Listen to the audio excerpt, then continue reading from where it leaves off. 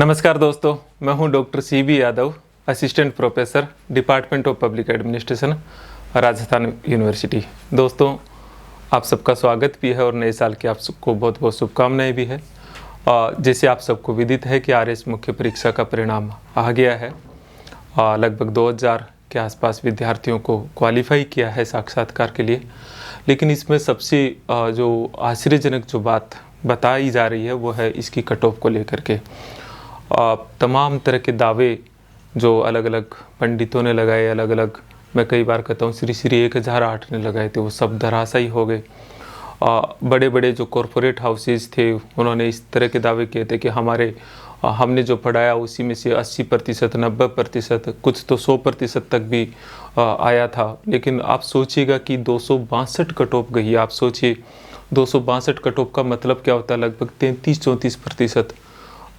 इसमें एक सवाल उठ के आता है, बिल्कुल इस सवाल पे विचार किया ही जाना चाहिए कि क्या वास्तव में इतनी नीचे कट ऑफ गई है, तो क्या वास्तव में ये हकीकत है, या अगर इतनी नीचे ही कट ऑफ गई है तो ये भी सवाल उठता है कि क्या सिविल सर्विसेज की तैयारी करने वाले, स्पेशली RS की तैयारी करने वाले विद्यार्थियों का इतना नीचे स्तर गिर गया है, या फिर RPSC का स्तर इतना ऊंचा उठ गया है, उनके मानक बहुत ऊंचे हो गए, या कहीं विद्यार्थी वर्ग जो सिविल सर्विसेज की तैयारी कर रहा है, आज का विद्यार्थी वर्ग, वो कहीं सही रास्ते से भटक तो नहीं गया है। ये कुछ महत्वपूर्ण सवाल है।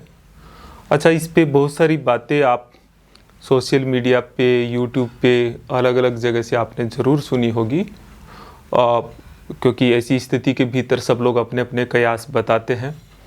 लेकिन दोस्तों, मैं आपको जो चीज़ें बता रहा हूँ उसके पीछे कुछ प्रामाणिकता है। प्रामाणिकता ये है, प्रामाणिकता को मैं 100% तो डिस्क्लोज नहीं कर सकता, लेकिन RPSC की जो कॉपी एवुलेशन मूल्यांकन की पूरी प्रक्रिया है उसमें मेरे विश्वविद्यालय से और कॉलेज के साथी लोग और तमाम यही लोग उस प्रक्रिया का हिस्सा थे।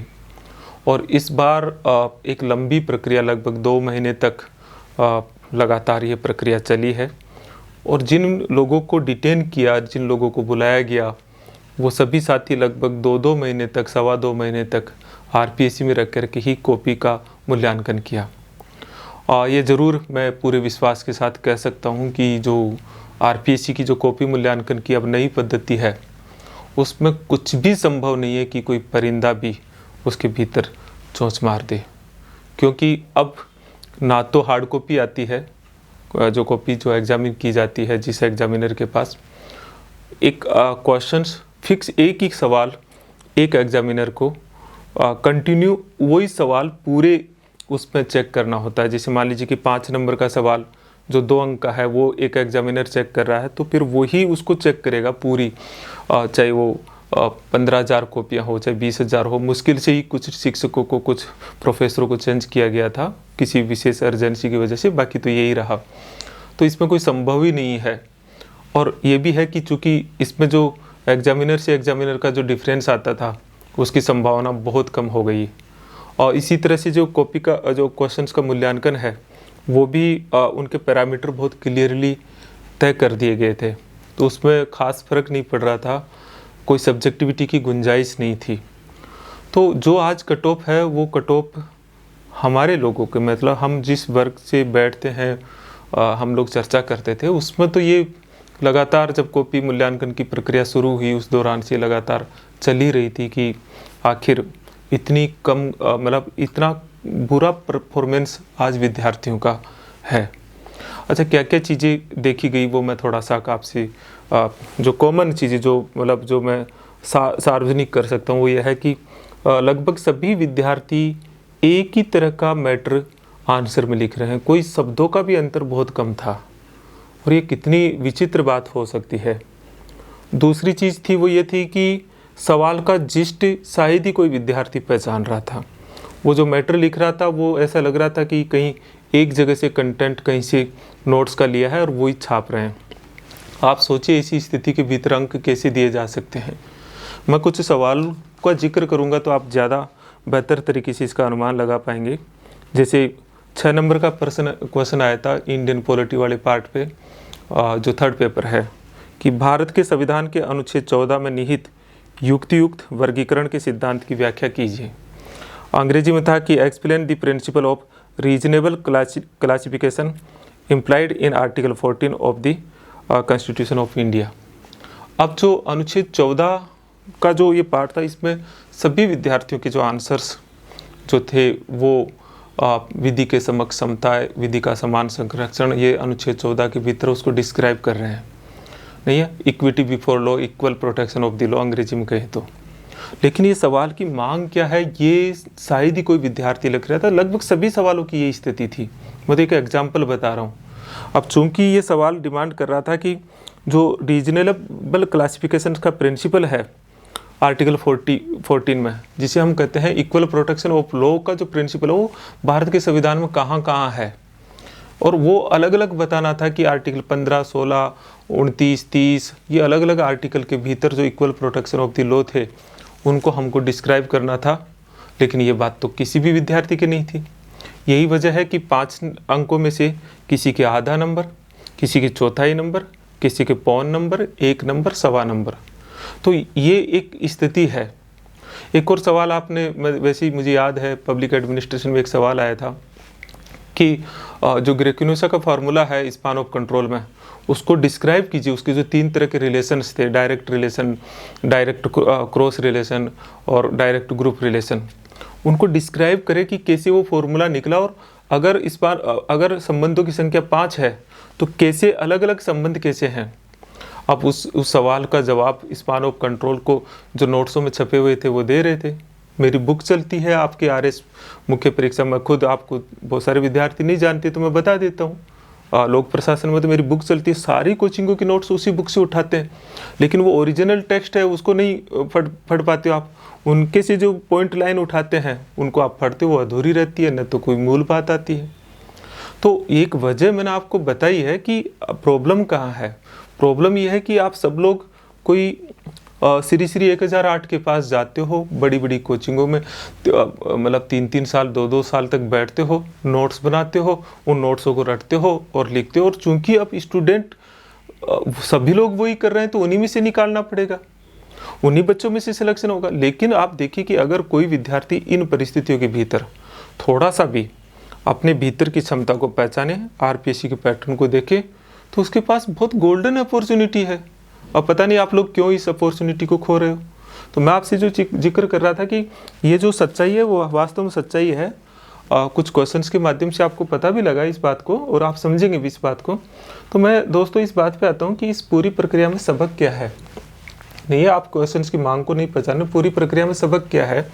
सबक ये है कि हमें विद्यार्थियों को, आपको ओरिजिनल सोर्स की तरफ लौटना होगा। मैं थोड़ी सी प्रक्रिया और आपको डिस्क्राइब करता हूँ जिससे आपको थोड़ी और मदद मिले। जैसे जब आरपीएससी या कोई भी पीएससी, अलग अलग पीएससीज का मैं आपको बता देता हूँ, जब वो क्वेश्चंस पेपर बनाती है तो जो मार्केट में सबसे ज़्यादा पॉपुलर नोट्स चले जाते हैं वो उनके लिए वो एक गाइडलाइन देती है कि उनको टारगेट कीजिए कि उनमें से सवाल ना आए, क्योंकि बाद में जाके विवाद का विषय भी बनते हैं। दूसरा, इसके पीछे पीएससीज की मान्यता या उनकी सोच होती है कि जो ओरिजिनल टेक्स्ट से जो विद्यार्थी मेहनत करता है उनको हम चूज कर पाएँ। और दूसरी चीज़ ये एक तो चीज़ ये होती है। दूसरी चीज़, जब क्वेश्चंस पेपर सेट करते हैं तो हर चीज़, हर टॉपिक में, मतलब हर टॉपिक या विषय में कुछ ऐसे विश्वसनीय क्रेडिबल युक्त जो है ग्रंथ होते हैं। हमेशा पेपर सेटर वहीं जाएगा जब पीएससीज की कम से कम बनाएंगे तो उनको, उनसे तो टच ही नहीं है विद्यार्थियों का। तो ये स्थिति जिम्मेदार है ये जो कट ऑफ के लिए। तो करना क्या है, सबक ये है हमारे लिए कि हमको ओरिजिनल सोर्स की तरफ जाना पड़ेगा। हर विषय की जिसकी सबसे बेहतरीन टेक्स्ट बुक और रेफरेंस बुक है हमको देखना पड़ेगा। और ये रास्ता हार्ड नहीं, आप डर रहे हो, ये रास्ता बहुत ईजी है। जब हम डिटेल में चीज़ों को पढ़ते हैं और उसका शॉर्ट नोट्स खुद बनाते हैं और बेहतरीन एक्सपर्ट से उनको डिस्क्राइब करते हुए समझते हैं तो हमारा थॉट प्रोसेस बिल्कुल ओरिजिनल भी डेवलप होता है, हमको ये रटने के भार से मुक्ति मिल जाती है। इसलिए शॉर्टकट छोड़ो, इधर आओ, जो नए विद्यार्थी जो रह गए वो और जो शुरू कर रहे हैं उन विद्यार्थियों के लिए मेरा एक मैसेज समझिए इस नए साल का। दूसरा वो है कि ये भेड़ चाल की संस्कृति से बचो। आरएस की तैयारी करनी है, क्या करना है, एक कॉरपोरेट हाउस कोचिंग को ज्वाइन करना, सब लोग कर रहे हैं। क्यों कर रहे हैं? सब लोग कर रहे हैं। अपने भीतर की ताकत को पहचानो। हमारे समय में हम लोगों ने तो नहीं की ये सारी चीज़ें। हमारे टॉपर सारे खुद के खुद बनते थे। अब चूंकि अब भेड़चाल संस्कृति हो गई तो क्या किया जाए। इसलिए अपनी ताकत को पहचानो, अपनी ऊर्जा को पहचानो। अपने भीतर बहुत सारा क्रिएटिविटी छुपी हुई है। आप जाइए और जो मेहनत आज आप कर रहे हो, 2-2, 3-3 साल दे रहे हो, आप अगर अपने पर विश्वास करो और सही रास्ता पकड़ लो तो उससे आधी मेहनत में डबल सफलता मिल सकती है। लेकिन वो विश्वास जागृत करना पड़ेगा मित्रों आपको। तो ये एक चीज़ है।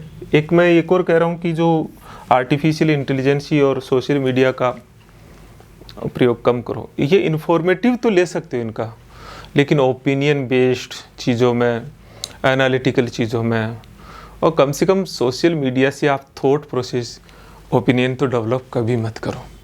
इसके लिए तो आप कम से कम उस विषय के एक्सपर्ट से या फिर ओरिजिनल जो टेक्स्ट और रेफरेंस बुक से जाइए और वहाँ थोड़ा देखिए। इसमें ज़्यादा एक्सपर्ट मदद करते हैं मित्रों वैसे। तो ये है। अब जो विद्यार्थी साक्षात्कार के लिए एलिजिबल हो गए उनके लिए भी मैं थोड़ा सा बात बता देता हूँ, क्योंकि मैं इंटरव्यू प्रोग्राम बहुत लंबे समय से मैंने पिछले 2.5-3 साल से इसी पे काम कर रहा हूँ। अभी असिस्टेंट प्रोफेसर के इंटरव्यू चल रहे हैं, पूरे देश के विद्यार्थी जुड़े हुए हैं। अब आप फिर वो विद्यार्थी यही गलती करने वाले हैं जो वहाँ गलती कर रहे हैं। क्या? एक मेला लगता है, उस मेले का आप हिस्सा बनते हो, आपकी फ़ोटो लेना उनका उद्देश्य होता है और दूसरे विद्यार्थियों को गुमराह करना होता है। आपको लगता है कि उस मेले का हिस्सा बने बिना या उसमें गंगा में नहाए बिना मेरा उद्धार नहीं हो सकता। अगर आप उससे बाहर आ जाओ और अपने आप की ताकत को पहचानो तो दोस्तों मैं कह रहा हूँ आप बहुत बेहतरीन सफलता प्राप्त करोगे। वैसे भी अब जो सिलेक्शन है उसमें मुख्य परीक्षा में तो मुझे नहीं लगता कि कोई बहुत ज़्यादा वेरिएशन है। सब कुछ 100 नंबर का मामला है। 85 से लेके 30-32 तक नंबर दे देते हैं। आप सोचिए, सब कुछ यही इंटरव्यू की परफॉर्मेंस और उस पर ही सब कुछ टिका गया है। इसलिए साक्षात्कार में मेरा आपसे तो सुझाव है, बाकी तो आप निर्णय ले सकते। जो मैं समझता हूँ और जो मैं सोच रखता हूँ वो ये है दोस्तों कि आप इस भेड़चाल संस्कृति से बचो। बार बार वही कचरा मोक, वही कचरा चीज़ें देते रहोगे, जैसे कि आप टेस्ट सीरीज ज्वाइन करके किया था, तो फिर फ़ायदा क्या है? ऐसा नहीं है। करना क्या है कि आपके भीतर जो साक्षात्कार है, पहले तो उसकी मांग को, उसके मूल तत्व को पहचानो। और दूसरा है कि अपने आप की स्कैनिंग करते हुए देखो कि मेरे भीतर कौन कौन से ब्लैक स्पॉट है, कौन से थोड़े कम ब्लैक है और कौन से वाइट या ग्रीन स्पॉट्स हैं। जो अच्छी चीज़ है उनके लिए बोल रहा हूँ। और उनकी स्कैनिंग करते हुए उन पे काम करो। जैसे बायोडेटा पे काम करो, जैसे आपका एनालिटिकल पार्ट है उस पे काम करो, जो सिविल सर्विसेज की फाउंडेशनल वैल्यूज है उस पे काम करो, क्योंकि ओपिनियन बेस्ड क्वेश्चंस का जवाब तभी दे पाएंगे जब वो बहुत अच्छी होगी। सिविल सर्विसेज के कोड ऑफ कंडक्ट है उन पे काम करो, जो कॉन्स्टिट्यूशनल वैल्यूज है उन पे काम करो, क्योंकि ओपिनियन बेस्ड क्वेश्चंस का आंसर ही बहुत कुछ निर्धारित करता है। एनालिटिकल किसी चीज़ों को एनालिसिस करने की कैपेसिटी को बिल्डअप करो। तो आप करंट पढ़ रहे हैं, राजस्थान के जीके पढ़ रहे हैं और मॉक इंटरव्यू दे रहे हैं, वही भेड़चाल कल्चर, उससे बाहर आओ। उससे बाहर आके अपने अलग अलग हिस्सों पे काम करो और काम करके एक अपनी पर्सनैलिटी को इसी तरह का लुक दो, इसी तरह की उसके भीतर ओरिजिनल चीज़ डेवलप हो कि लगे कि इसी की खोज के लिए तो, इसी विद्यार्थी के लिए तो, इसी कैंडिडेट के लिए तो हम बैठे थे। तो कुछ अपने भीतर ऐसा करो और वो दौड़ भाग से नहीं होगा, वो रुक करके होगा। इसमें मैं अपना भी मेरा एक इंटरव्यू प्रोग्राम चलता रहता है, उसके लिए मैं थोड़ी सी ये चीज़ें मैं एक डिटेल वीडियो तो मैं बाद में बताऊंगा, लेकिन वो जो प्रोग्राम है वो प्रोग्राम मेरी एक ऐप है, आप उसमें थोड़ा विजिट करेंगे तो बहुत सारे लेक्चर जो मैं पब्लिक एडमिनिस्ट्रेशन एथिक्स पे पहले दिया करता था, अभी थोड़ा सा कम हो गया।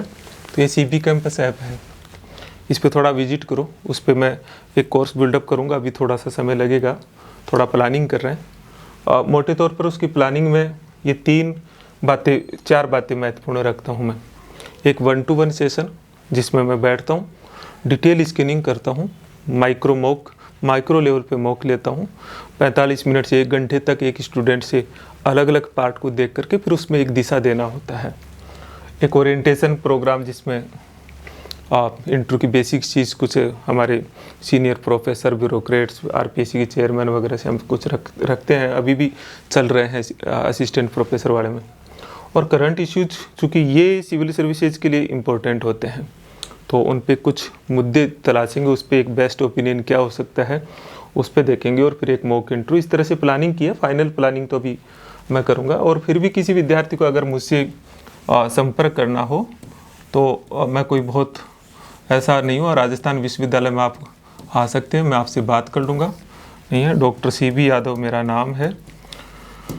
मेरी बुक वगैरह देखेंगे तो आपको काफ़ी अच्छा लगेगा कि कितना गहरा काम क्या होता है, आपको समझ में आएगा ये बात। और नोट्स क्यों नहीं फटने चाहिए, मैं ये नहीं कर रहा नहीं फट, लेकिन उनके पीछे क्यों नहीं दौड़ना चाहिए। इस पे आप सिर्फ टेक्स्ट मैसेज करेंगे मित्रों, आप कॉल बिल्कुल नहीं करेंगे, ऐसा मुझे विश्वास है, क्योंकि मेरा विश्वास शायद तोड़ा नहीं है अभी तक। तो मेरे पास समय नहीं रहता है, तो आप टेक्स्ट मैसेज करेंगे और फिर मैं आपको एक टाइम दूंगा, उस पर हम बात कर लेंगे। मैं आपको एक मैसेज का रिवर्ट दूंगा कि इतने बजे हम बात कर लेंगे। तो दोस्तों, जो लोग सफल हुए हैं उनको तो बिल्कुल मेरा यह है कि वो एक सही दिशा में तैयारी करें। जो लोग असफल हुए हैं और वो निराश ना हो, दोबारा वैकेंसी आ गई है, लेकिन इस बार एक सही दिशा में आप तैयारी करें। जो लोग तैयारी कर रहे हैं उनके लिए सबक है कि वो भेड़ चाल का हिस्सा ना बने। और जो खुद को पहचाने, ये बात मैं मानता हूँ कि एक संकट तो खड़ा हुआ है गाइडेंस का, लेकिन फिर भी इतना भी संकट नहीं है। ये यूनिवर्सिटीज़ इतनी अभी भी वो जगह है जहाँ आपको एक सही दिशा और सही राह मिल सकती है। तो चलिए मित्रों, आज इतना ही है। आप सबको नए साल की शुभकामनाएं, और मैं आशा और विश्वास करता हूँ कि ये जो मैंने कुछ बातें आपके सामने रखी है, इनसे आप निश्चित ही कुछ नई चीज़ अपने जीवन में अडॉप्ट करेंगे और आपके लिए लाभदायक भी रहेगी, ऐसी मुझे पूरा विश्वास है। एक बार आप सबका ये पूरा वीडियो सुनने के लिए, देखने के लिए बहुत बहुत शुक्रिया। Thank you very much.